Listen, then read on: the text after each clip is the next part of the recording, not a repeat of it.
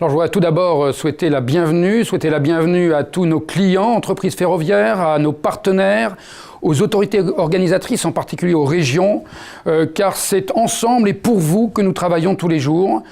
C'est 15 000 trains par jour qui circulent sur nos 30 000 km de ligne aujourd'hui. C'est 5 millions de voyageurs, 250 000 tonnes de marchandises, donc c'est considérable. Et notre premier rôle, c'est bien évidemment de réussir au quotidien la circulation de ces 15 000 trains. Un réseau de performance, qu'est-ce que c'est ? C'est un réseau qui permettra de faire passer plus de trains sur nos voies existantes et qui permettra de les faire passer mieux, c'est-à-dire une meilleure qualité de service, une reprise d'activité plus rapide s'il y a des incidents et une diminution bien évidemment des nombres d'incidents. Alors une première innovation pour illustrer mes propos, c'est par exemple un nouveau système de signalisation, de contrôle-commande des trains sur la ligne à grande vitesse entre Paris et Lyon.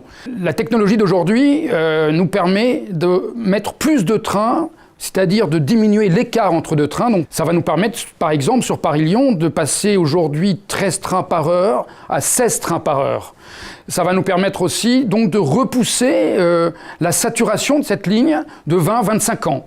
Et tout cela en investissant, je dirais, en centaines de millions d'euros, alors que si on crée une nouvelle ligne, pour cause de saturation, on parle évidemment tout de suite de milliards d'euros. Dans les zones denses, en particulier la région parisienne, mais pas que, l'ambition est encore plus importante parce qu'aujourd'hui on sait que l'espace public est restreint et donc construire des nouvelles lignes est quasiment impossible ou très difficile. Les nouvelles technologies, elles aussi vont encore nous aider avec par exemple ce projet qu'on appelle Nexteo. Ce projet Nexteo va nous permettre de quasiment automatiser nos trains.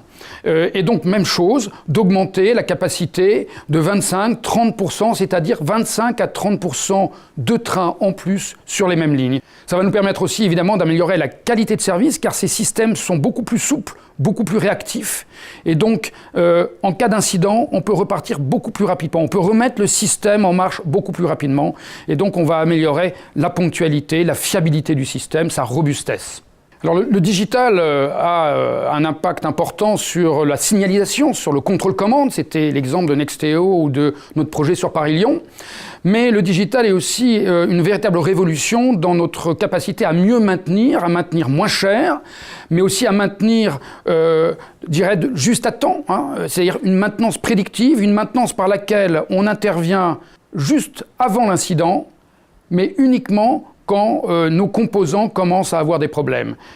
Pour cela, on va utiliser des capteurs sur l'ensemble du réseau fixe, mais aussi des capteurs embarqués. Alors ils existent aujourd'hui déjà, on a par exemple le TGV Iris 320 qui ausculte les 2700 km de ligne à grande vitesse et en gros tous les 15 jours, 3 semaines, on a une auscultation complète de tout notre réseau à grande vitesse. Deuxième volet, c'est l'intelligence artificielle. Avec ces milliards de données qu'on va récupérer chaque jour, on va pouvoir, avec des logiciels d'intelligence artificielle, analyser les signaux faibles que l'ensemble de ces données nous donne. Donc c'est la combinaison des deux, capteur, intelligence artificielle, qui va nous permettre de faire de la maintenance prédictive, et donc ça veut dire une maintenance juste à temps, c'est-à-dire juste avant les incidents, et moins onéreuse. Alors, l'ouverture à la concurrence est évidemment un événement majeur. Alors, elle existe déjà, puisque l'ouverture à la concurrence dans le domaine du fret s'est fait en 2005. Et donc, depuis 2005, les équipes de SNCF Réseau s'efforcent d'écouter leurs clients, entreprises ferroviaires de fret, pour améliorer leur qualité de service. Évidemment, nous faisons ça en toute équité, c'est-à-dire que chacune des entreprises ferroviaires est considérée comme telle et que nous, évidemment, nous ne préférons aucune entreprise ferroviaire. Vous êtes toutes nos préférées.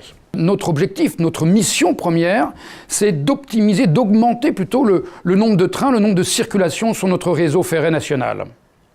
Alors pour ça, nous nous sommes mis à disposition des autorités régionales pour préparer cette ouverture à la concurrence. D'abord en leur fournissant, ou on va leur fournir toutes les données nécessaires sur le réseau, sur l'état du réseau, de telle manière à ce que lorsqu'elles organiseront des appels d'offres, elles pourront le faire en toute connaissance de cause et les entreprises ferroviaires pourront proposer des réponses qui tiendront compte de l'état réel du réseau et c'est extrêmement important. Mais nous allons aller plus loin et nous allons proposer des services, je dirais, à valeur ajoutée. Par exemple, optimiser les plans de transport. s'assurer de la cohérence des plans de transport entre différentes lignes, sachant que différents services ferroviaires, évidemment, se retrouvent dans les grands nœuds ferroviaires des grandes gares. Voilà les services que nous allons proposer à vous, autorités organisatrices, à vous, entreprises ferroviaires, pour que cette ouverture à la concurrence soit un grand succès. Et un grand succès pour nous, ça sera plus de trains et des clients heureux.